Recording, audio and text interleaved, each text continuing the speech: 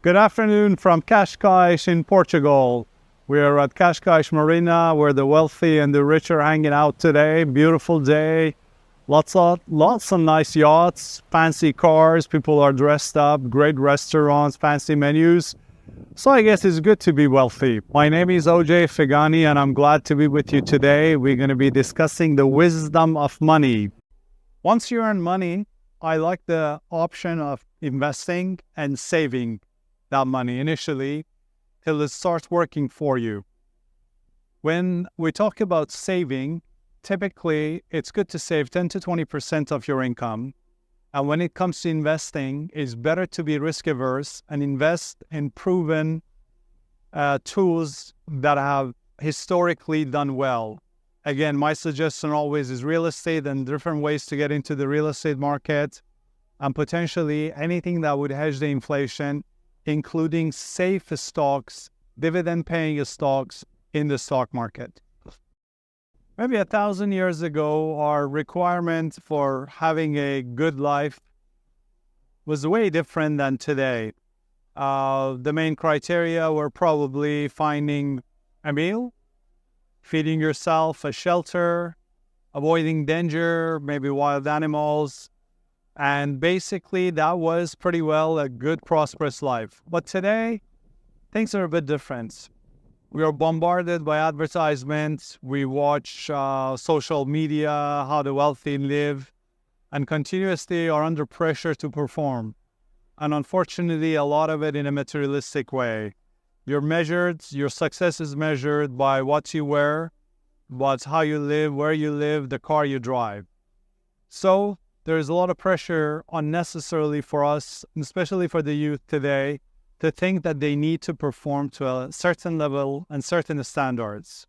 Here you need to remember that you're also a spiritual being, a spirit that's in a physical frame, which is your body, and your mind is made up, and your spirit is made up, electrical contacts, magnetic fields, and that operates beyond the physical frame that we all see.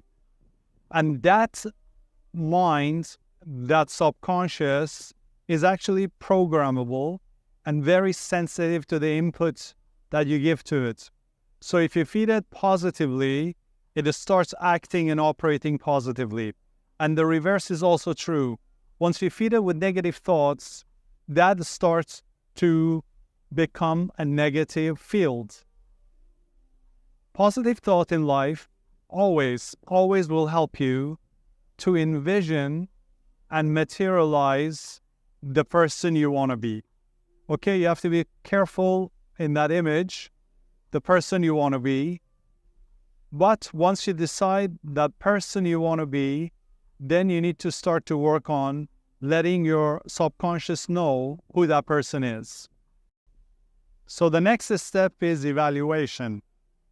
This is a constant challenge. You need to constantly evaluate your talents, your skills, with the vision that you have.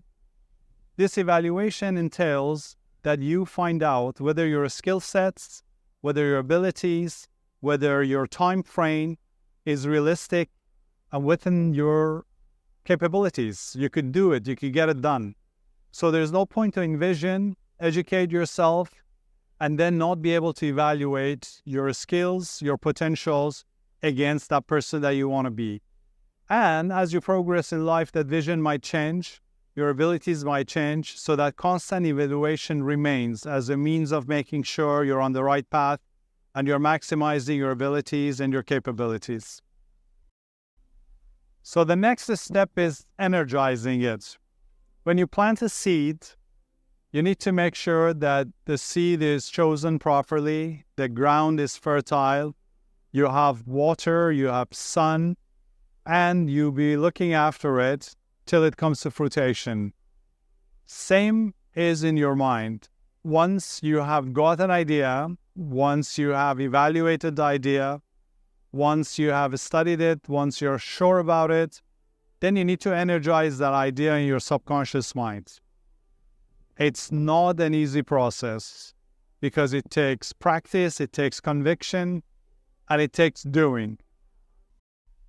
Next item is expect.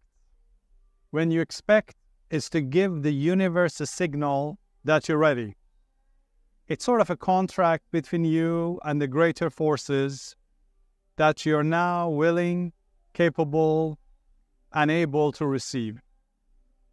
This expectation has come after your process of envisioning, evaluating, selecting, electing, and a whole bunch of other things.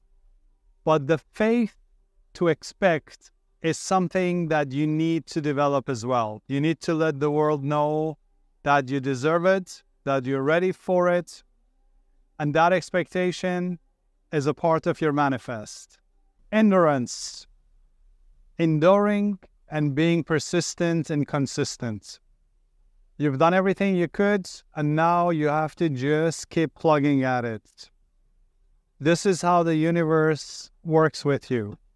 This is like incubation and germination. You are enduring, you're persisting, you're not giving up. This is sending all the right signals for the universe to cooperate and align with you. You have envisioned, you have acted, you have worked hard, you have done the impossible, and now begins the process of entrusting the universe to deliver the outcome that's best suited for you. This might not be your desired outcome, but this is the best outcome.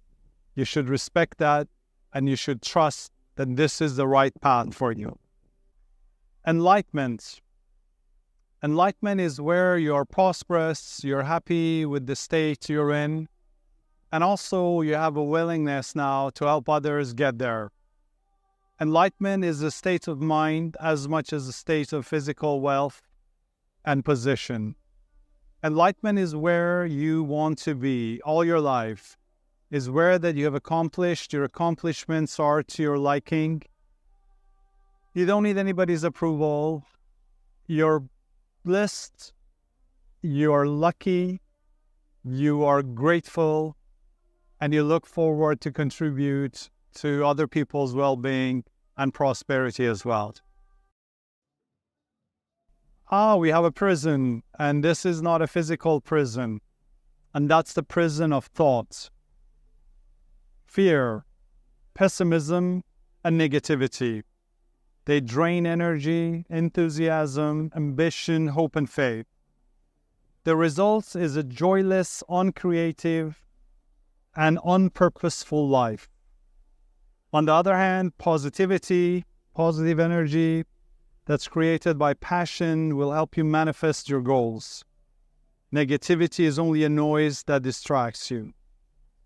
Always, always be aware of your emotions and thoughts, and make sure you have aligned them and bring them into harmonious vibration with the forces of nature to create your new image and make it happen. There are some questions that we all need to ask ourselves before we start the process of envisioning the life we want to live. One is values that we want to live by and how important they are in our lives. These values could differ in cultures, in backgrounds, in age, and in upbringing. But we all have a set of values that we are very uncomfortable to give up or compromise. We have to make sure that we have a full understanding of those values and how far are we willing to negotiate them. We need to know our red lights. Diversity, this is another area that we need to be comfortable with. How comfortable we are with including other people, working with different thought processes, working with people from different backgrounds, different religions. Are we willing to listen to them? Are we willing to engage with them? So to be able to figure out how diversified we want our life and our inclusions be is another decision we need to make.